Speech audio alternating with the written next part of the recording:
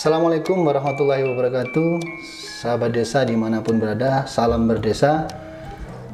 Ini merupakan video yang kedua dari channel YouTube Sahabat Desa Nusantara, yang mana saya berharap dengan adanya channel baru ini bisa menjadi wadah untuk tanya jawab maupun diskusi kita, yang nantinya setiap ada pertanyaan di kolom komentar akan kami jawab di video berikutnya.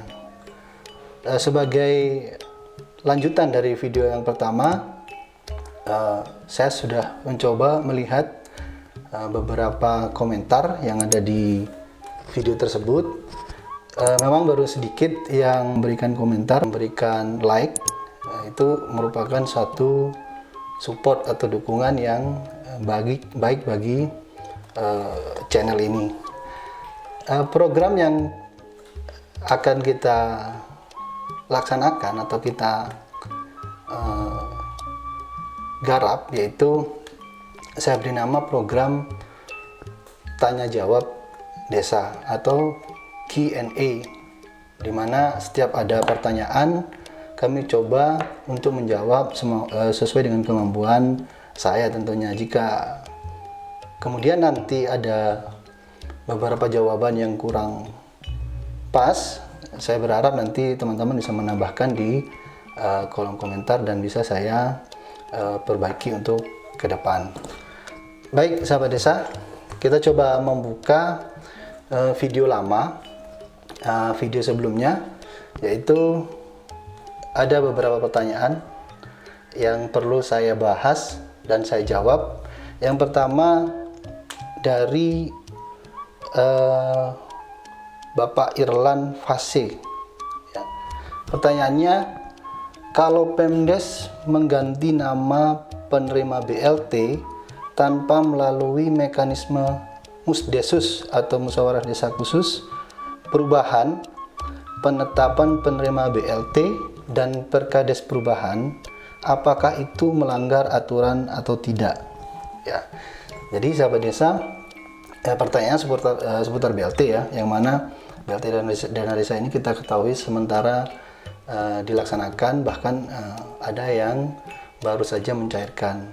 Di sebagian desa juga sudah ada yang sampai tahap 3. Pertanyaan dari sahabat Irlan Fase itu tentang bagaimana kalau ada penerima BLT yang tidak melalui Musdesus. Ya, tentu saja sesuai dengan Permendes nomor 6 tahun 2020 bahwa pendataan penerima BLT itu dilakukan oleh RT, RW, kemudian data tersebut dibawa ke musyawarah desa, yang dalam musyawarah desa situ ditetapkan oleh forum musyawarah desa khusus. Tentu saja pertanyaan ini tidak sesuai dengan peraturan yang ada. Jadi jawabannya jelas melanggar aturan.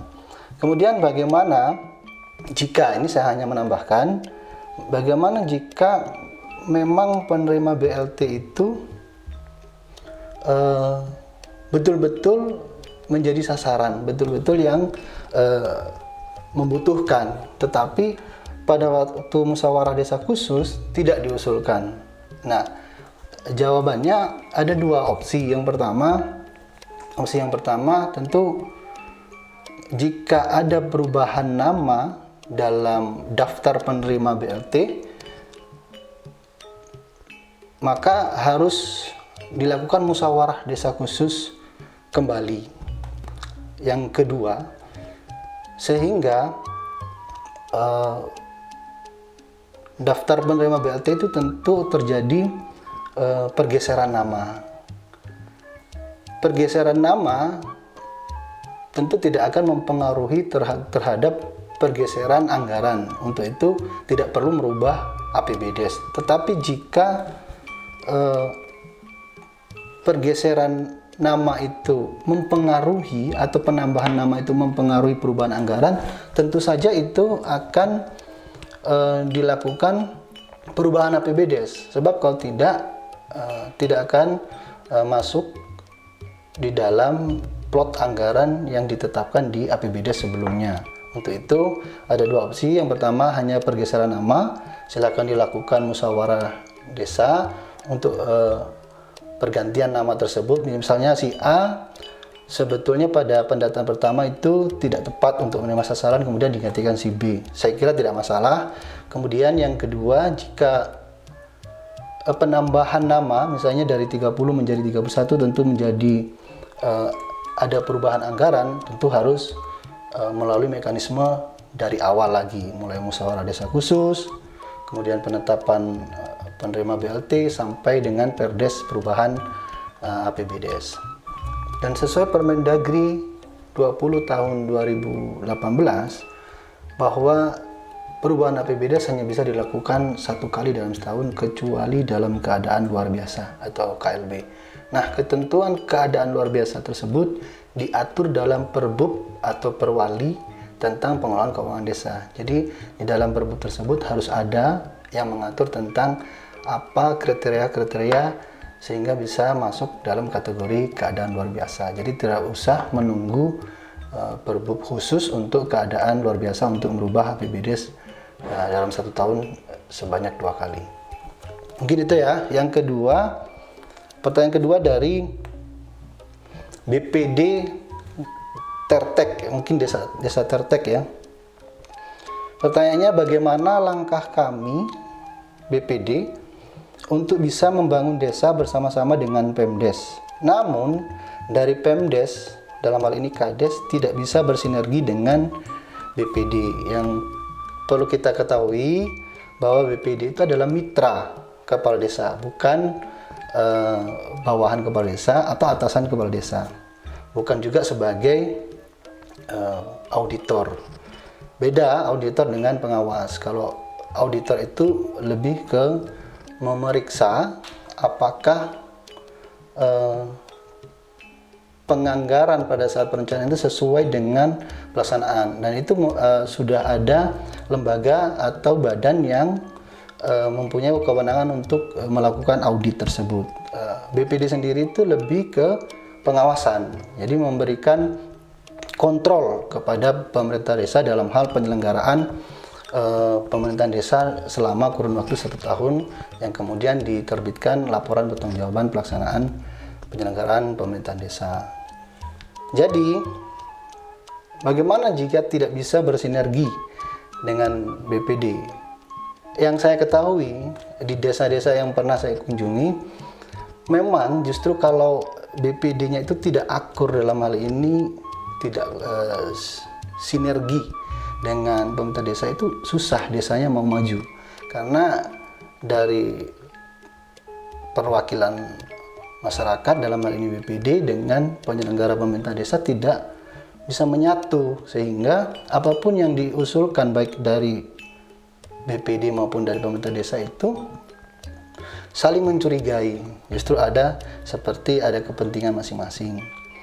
Nah, untuk itu saran saya apa? Jika memang desa itu ingin desanya betul-betul maju, perlulah didiskusikan kembali. Ayo kita sama-sama BPD, pemerintah desa, lembaga kemasyarakatan desa, baik itu PKK, LPMD, Karang Taruna, semua bersatu, bersinergi untuk mencapai tujuan bersama, yaitu visi misi desa tersebut. Jadi jelas ya, apabila BPD mengalami tidak sinergi ya dengan pemerintah desa, tolong dibangun lagi komunikasi yang baik, karena akan merugikan desa itu sendiri. Jadi Pak BPD, pesan saya nanti tolong disampaikan kepada kepala desa, mari bersama-sama secara terbuka, transparan untuk melaksanakan setiap kegiatan yang ada di desa demi mencapai tujuan bersama. Ya, baru 2 itu pertanyaan mungkin yang bisa saya jawab dan sedikit saya ulas. Untuk lebih lengkapnya, peran dan fungsi BPD silakan dilihat di Permendagri 110 tahun 2016, dan tentang pemerintah desa atau kepala desa silakan dilihat di dalam Permendagri nomor 67 tahun 2017. Ya, Itu dulu yang bisa saya sampaikan, sahabat desa. Semoga video ini bermanfaat untuk semua yang ada di desa. Saya tidak menyebut satu-satu, sehingga saya harap jika ada pertanyaan lain silahkan tinggalkan komentar di channel YouTube ini. Ya, dari saya itu dulu. Nanti kita sambung lagi di video berikutnya. Salam berdesa. Wassalamualaikum warahmatullahi wabarakatuh.